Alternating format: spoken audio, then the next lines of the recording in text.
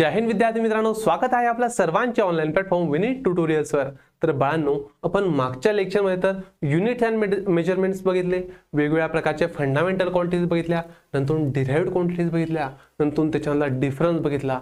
पण आता आपल्याला काय करायचंय, पुढच्या टॉपिकवर जायचंय, ज्याला म्हटलं आता आपण scalar and vector quantities. Scalar and vector quantities. मग sir, scalar and vector quantities मधील फरक तुम्ही तर आम्हाला सांगितला नव्हता। मी पहिल्याच्या दिवशी आपलं जे पण काही लेक्चर होतं तर मी तुम्हाला सांगितलं, जसे जसे आपण टॉपिक पुढे जात जाऊ तसं तसं आपण काय करत जाऊ, त्याला व्यवस्थित कन्सेप्ट वाईज काय करणार आहोत, समजणार आहोत। तर लक्षात द्या, या सर्वच्या सर्व काय स्केलर क्वांटिटीज आणि या काय वेक्टर क्वांटिटीज। तर स्केलर आणि वेक्टर क्वांटिटीज मध्ये आपण आता हळूहळू काय करू, फरक पाहू की नेमकं मास इकडे आणि वेट इकडे, मग दोन्हींमध्ये काय फरक आहे की याला आपण स्केलर मध्ये टाकलं आणि याला आपण वेक्टर मध्ये टाकलं। तसंच स्पीड इकडे टाकलं, नंतर व्हेलोसिटी इकडे टाकलं, तर याच्यामध्ये नेमकं रिझन काय होतं, तर ते रिझनच आपण काय करणार आहोत, समजणार आहोत। बर, आता स्केलर क्वांटिटीची आपण डेफिनेशन पासून सुरुवात करू। तर स्केलर क्वांटिटीज काय म्हणते, a scalar quantity is defined as the physical quantity having only magnitude and no direction. म्हणजे स्केलर क्वांटिटी म्हणते मला फक्त आणि फक्त मॅग्निट्यूडची गरज आहे, मला फक्त आणि फक्त मॅग्निट्यूडची गरज आहे, मला डायरेक्शनशी काहीही घेणं देणं नाही, मला डायरेक्शनशी काहीही घेणं देणं नाही। तो म्हणेन मला डायरेक्शन पासून काही संबंध नाही, जसं की मास, स्पीड, डिस्टन्स, टाइम, व्हॉल्यूम आणि टेम्परेचर।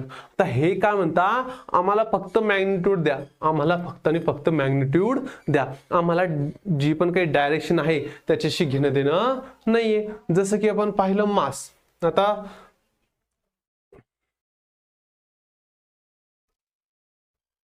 बर, आता समजा मी चेक केलं, आता इथून मास चेक केलं, हा एक जो पण काही दगड होता त्याचं मी मास काढलं 5 kg, त्याचं मास काढलं मी 5 kg।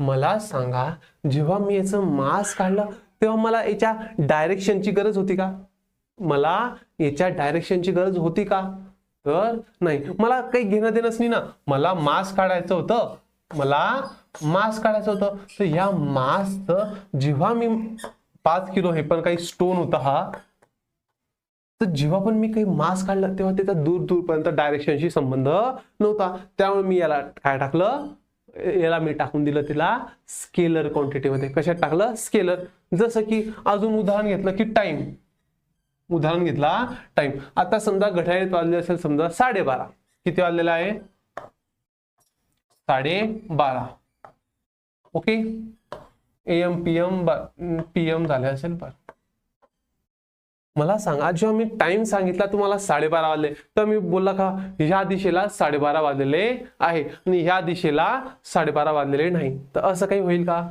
नाही। तर टाइम सुद्धा काय म्हणतो, टाइम सुद्धा काय म्हणतो, मला डायरेक्शनची गरज नाही, मला डायरेक्शनची गरज नाही, मला मॅग्निट्यूड भेटला ना तोच खूप आहे, मला मॅग्निट्यूड भेटला ना, जसं की 60 मिनिटं आहे, 60 मिनिटं आहे, हा काय एक प्रकारचा टाइम आहे। मला सांगा, हा 60 मिनिटं दिशेवर डिपेंड आहे का, किंवा 60 मिनिटाचा दिशेशी काही संबंध आहे का, तर नाही रे बाळांनो, तर नाही। त्यामुळे हे सर्वच्या सर्व काय येणार आहे, स्केलर क्वांटिटी मध्ये येणार। कशामध्ये येणार आहे, स्केलर क्वांटिटी मध्ये येणार आहे।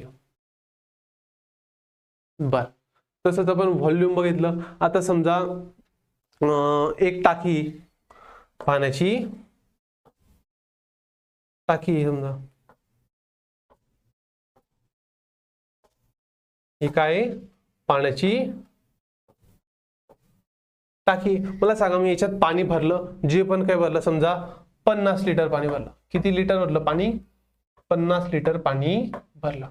मला सांगा, ह्या 50 लिटरचा काही डायरेक्शनशी संबंध आहे का, नाही, तर फक्त 50 लिटर काय मॅग्निट्यूड होती, म्हणजे एक प्रकारची काहीतरी त्याचं स्वतःची व्हॅल्यू होती, ती व्हॅल्यू म्हणे मी 50 लिटर मध्येच खुश आहे, मला डायरेक्शनची गरज नाही। किंवा मी डायरेक्शनचं काय करू, मला जर सांगितलंय की तुला टाकीमध्ये फक्त जायचं आहे आणि पाणी 50 लिटर भरतंय की नाही ते पाहायचंय, मला दिशेची गरज पडली का कुठे, मला दिशेची गरज पडली नाही. त्यामुळे मी त्याला काय केलं, स्केलर क्वांटिटीमध्ये टाकलं. त्याला काय केलं मी, स्केलर क्वांटिटीजमध्ये टाकलं. ओके, म्हणजे फक्त सोपं आहे. स्केलर क्वांटिटी म्हणजे काय, त्याची डेफिनेशनच सांगून देते की फक्त आणि फक्त मला मॅग्निट्यूडची गरज आहे. मला फक्त आणि फक्त मॅग्निट्यूडची गरज आहे. माझा दूर दूरपर्यंत डायरेक्शनशी संबंध नाही. माझा दूर दूरपर्यंत डायरेक्शनशी संबंध नाही. बर, तर व्हेक्टर काय म्हणतं. बर, आता आपण बघूया व्हेक्टर क्वांटिटीज. आता व्हेक्टर क्वांटिटीज काय, स्केलर क्वांटिटीपेक्षा एक पाऊल पुढे आहे. स्केलर क्वांटिटीपेक्षा एक पाऊल पुढे आहे. तर व्हेक्टर क्वांटिटीची डेफिनेशन पण बघून घ्या. व्हेक्टर क्वांटिटीज काय म्हणतं, vector quantity is defined as, vector quantity is defined as the physical quantities having, physical quantities having काय आहे त्यांना, मॅग्नेट्यूड पण आहे अँड ऑल्सो डायरेक्शन.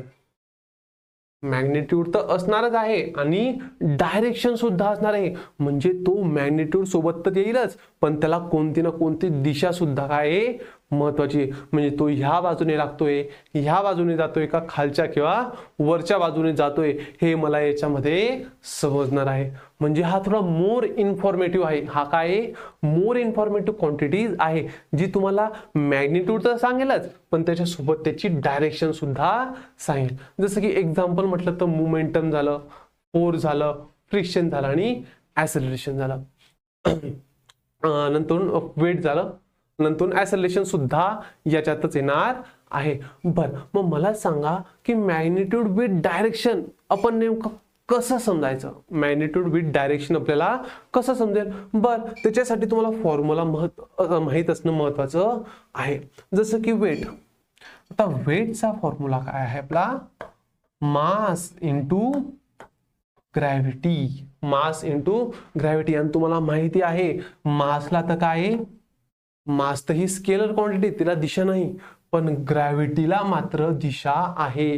ग्रॅव्हिटी कधीही खालच्या बाजूने ऍक्ट होते. कधीही ग्रॅव्हिटी काय होत असते, खालच्या बाजूने ऍक्ट होत असते. म्हणजे त्याला एक प्रकारची दिशा आहे. नंतर आपण म्हटलं फोर्स. आता समजा मी ह्या जो पण काही हा फळा आहे, जो पण काही बोर्ड आहे, त्याला मी जर असं पुश करतोय तर काय होतं, एक प्रकारचं फोर्स अप्लाय करतोय. मी कोणत्या दिशेने, ह्या दिशेने तो फोर्स अप्लाय होत आहे. समजा जसं की आता बर, समजा जसं की आता मी हा ब्लॉक आहे, हा ब्लॉक आहे, त्या ब्लॉकला काय केलं मी, ह्या बाजूने काय लावला, फोर्स लावला. काय लावला, फोर्स लावला 10 न्यूटनचा, 10 न्यूटनचा,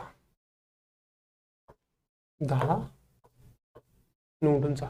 म्हणजे मी काय केलं, हा जो पण काही ब्लॉक होता, हा जो पण काही ब्लॉक होता, त्या ब्लॉकला काय करतोय मी, या डायरेक्शनने काय लावतोय, फोर्स लावतोय. ह्या डायरेक्शनने काय लावतोय, फोर्स लावतोय. म्हणजे मला फोर्स हा 10 न्यूटन काय मिळाली, मॅग्निट्यूड तर मिळाली, पण त्याच्यासोबत मला डायरेक्शन सुद्धा रिप्रेझेंट करावी लागली की मी ह्या दिशेने काय करणार आहे, फोर्स लावणार आहे.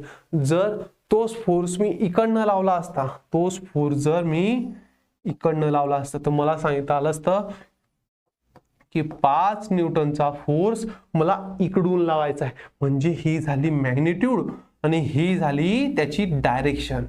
ही झाली त्याची मॅग्निट्यूड आणि ही झाली त्याची डायरेक्शन. बर, आता आपण फ्रिक्शन बद्दल सुद्धा थोडं बघून घेऊ. बर, आता कोणत्याही गोष्टीला, आता समजा मी ब्लॉकच उदाहरण घेऊ, आपण ब्लॉकच उदाहरण घेऊ. बर, आता जे पण काही मी इकडनं फोर्स लावला समजा 10 न्यूटनचा, मला सांगा जेव्हा मी 10 न्यूटनचा फोर्स लागेल तेव्हा इथला भाग काय होणार आहे,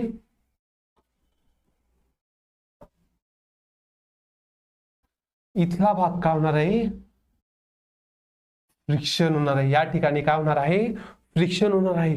आणि या ठिकाणी अशा प्रकारचा फ्रिक्शनल, जो पण काही फ्रिक्शनमुळे तयार होणार, जनरेट होणार जो फ्रिक्शनल फोर्स आहे तो या दिशेने जाणार आहे. म्हणजे मी असं म्हणू शकतो की फ्रिक्शनल फोर्स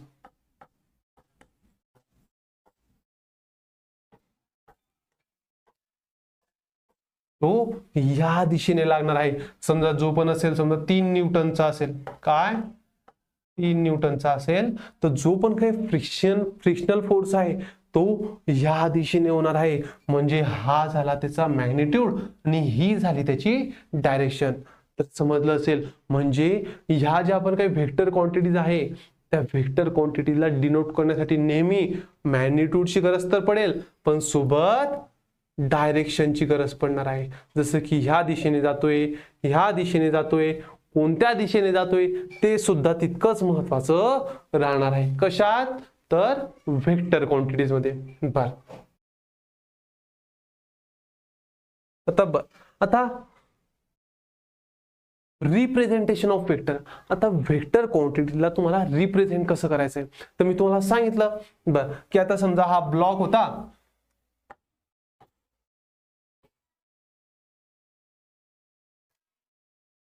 ह्या ब्लॉकला काय केलं मी,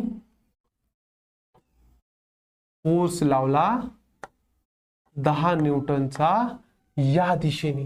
कोणत्या? या दिशेने. किती लावला? 10 न्यूटनचा फोर्स लावला. तर मला फोर्सच्या पुढे काय, वरती डोक्याच्या वर काय लिहावं लागेल, असं सिंबल लिहावं लागेल. म्हणजे फोर्स मी लावलाय 10 न्यूटनचा आणि ह्या दिशेने. जर समजा तोच जर मी इकडनं लावला असता, तोच जर मी फोर्स इकडनं लावला असता तर इथे आलं असतं फोर्स इज इक्वल टू, समजा इथं 15 न्यूटनचा लावला तर 15 न्यूटनच्या वरती हा असा एरो आला असता. का? कारण मी ह्या डायरेक्शनने काय लावतोय, आता फोर्स लावतोय. म्हणजे हे जे पण काही सिम्बॉल आहे किंवा ही जी पण काही एरो दिसतोय तो डोनेट करणार आहे की फोर्स कोणत्या डायरेक्शनने लागणार आहे. ओके, तुम्हाला रिप्रेझेंटेशन ऑफ वेक्टर एकदम सोपा टॉपिक आहे. फक्त ज्या दिशेने कोणताही जर ज्या दिशेने फोर्स लागत असेल, फ्रिक्शन लागत असेल, ज्या दिशेने जात असेल तिथे फक्त काय करायचं आहे, एरोने काय करायचं, रिप्रेझेंट करून द्यायचं. त्यालाच म्हटलं तर रिप्रेझेंटेशन ऑफ वेक्टर. ओके बर, आता स्केलर आणि व्हेक्टर मध्ये नेमकं फरक काय, स्केलर आणि व्हेक्टर मध्ये नेमकं फरक काय. तर पहिला फरक काय आहे त्याची डेफिनेशनच सांगून दिली त्यांनी. Physical quantities that are completely describe by magnitude alone. म्हणजे फक्त आणि फक्त मॅग्निट्यूड मध्ये, फक्त आणि फक्त याला गरज पडणार आहे तर ती मॅग्निट्यूड मध्ये. म्हणजे जी पण कोणती किंमत येणार आहे ती फक्त आणि फक्त तिला मॅग्निट्यूड राहणार, एक कोणती पण त्याची व्हॅल्यू राहणार आहे. आणि तेच जर म्हटलं याचा मॅग्निट्यूड तर राहणारच आहे आणि सोबत डायरेक्शन सुद्धा राहणार आहे. म्हणजे जेव्हा पण व्हेक्टर क्वांटिटीज मला दाखवायची असेल तर त्याला मला मॅग्निट्यूड पण द्यावं लागणार आहे आणि दुसरं त्याच्यासोबत मला त्याची डायरेक्शन सुद्धा सांगावी लागणार आहे. बर, जसं की उदाहरण मी सांगितलं, डिस्टन्स, स्पीड, एरिया, व्हॉल्यूम आणि वर्क यांना कोणत्याच प्रकारची डायरेक्शनची गरज पडणार नाही. आणि तेच जर मी इकडे बघितलं, डिस्प्लेसमेंट झालं, व्हेलोसिटी झालं, ऍक्सिलरेशन झालं, फोर्स झालं, तर यांना मला जेव्हा डिनोट करायचं असेल, रिप्रेझेंट करायचं असेल तर मला त्यांची मॅग्निट्यूड तर लागेलच, पण त्याच्यासोबत मला त्यांची काय लागणार आहे, डायरेक्शन सुद्धा लागणार आहे. बर, नंतर denoted symbol can be denoted by simple symbol like D ला डिस्टन्स म्हणून दाखवला तर व्ही ला व्हॉल्यूम, डब्ल्यू ला वर्क आणि ई फॉर एनर्जी. पण याच्यामध्ये काय केलं तर त्याच्या डोक्यावर काय दिलं, मी सांगितलं तुम्हाला की काय दिलं तर vector can be denoted by drawing arrow on top of symbol. म्हणजे जो पण काही सिम्बॉल असेल, जसं की व्हेलोसिटीचा व्ही तर आहे पण ती कोणत्या दिशेने लागते आहे, काय कोणत्या दिशेने, जसं की आता हा वरचा एरो काय दाखवतोय आपल्याला, वरचा एरो दाखवतोय जी पण काही व्हेलोसिटी आहे ती ह्या डायरेक्शनला आहे, ती ह्या डायरेक्शनला आहे. नंतर ऍक्सेलरेशन सुद्धा ह्या डायरेक्शनला आहे. असं काही नाही, तुम्ही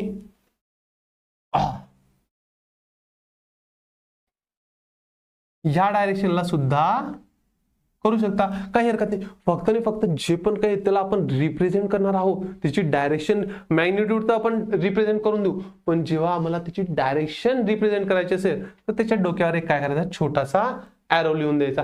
तो एरो डिनोट करेल की याला काही ना काहीतरी डायरेक्शन आहे. ओके बर, आता स्केलर्स आर लेस इन्फॉर्मेटिव्ह.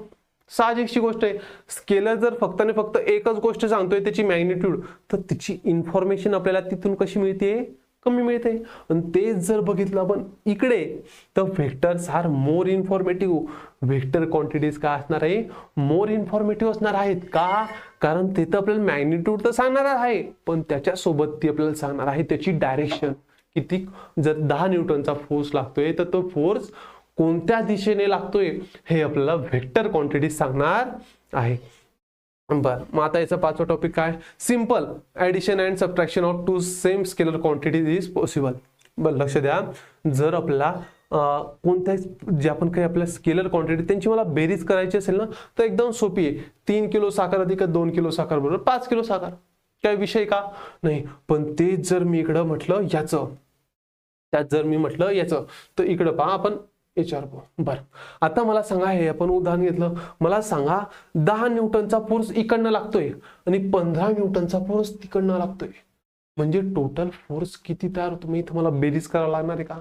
नाही. जर 10 न्यूटनचा फोर्स इकडनं लागतोय आणि 15 न्यूटनचा फोर्स तिकडनं, म्हणजे 15 वजा 10, 15 वजा 10 किती येणार आहे, 5 न्यूटन. मोठी बाजू कोणती, तिकडनं, म्हणजे 5 न्यूटनचा फोर्स, फक्त आणि फक्त 5 न्यूटनचा फोर्स या दिशेने लागणार आहे. 5 न्यूटनचा फोर्स या दिशेने लागणार आहे. तेच त्यांनी फक्त तिथे सांगून दिलेलं आहे. म्हणजे मला डायरेक्ट त्यांची ऍडिशन करता येणार नाही. 10 न्यूटनचा फोर्स इकडनं आणि 15 न्यूटनचा फोर्स तिकडून, म्हणजे मग टोटल झालं 25 न्यूटन. टोटल झालं 25 न्यूटन. पण हे एकदम काय आहे, चुकीचं आहे. कारण जेव्हा आपण फोर्स लावतो तेव्हा त्यांच्या डायरेक्शन समजणं सुद्धा महत्वाचं आहे. म्हणजे मी इकडनं 10 न्यूटन फोर्स लावला, तिकडनं 15 न्यूटनचा फोर्स लावला, तर मला फक्त आणि फक्त 5 न्यूटनचा फोर्स जनरेट होणार आहे. आणि तो पण या दिशेने जनरेट होणार आहे, तो पण या दिशेने जनरेट होणार आहे. तर आशा करतो हे लेक्चर सुद्धा तुम्हाला समजलं असेल की स्केलर क्वांटिटीज काय असतात, व्हेक्टर क्वांटिटीज काय असतात, त्यांचा डिफरन्स काय असतो. लक्षात ठेवा, डिफरन्स मध्ये तुम्हाला प्रश्न विचारला जाऊ शकतो की दोन्हीमध्ये एक फरक काय. तर फक्त आणि फक्त एक छोटासा फरक, स्केलर मध्ये नो डायरेक्शन आणि व्हेक्टर मध्ये डायरेक्शन. बाकी मॅग्निट्यूड याच्यात पण राहणार आहे आणि त्याच्यात पण राहणार आहे. ओके, तर आजचं लेक्चर समजलं असेल तर भेटूया पुढच्या लेक्चरमध्ये. तोपर्यंत धन्यवाद.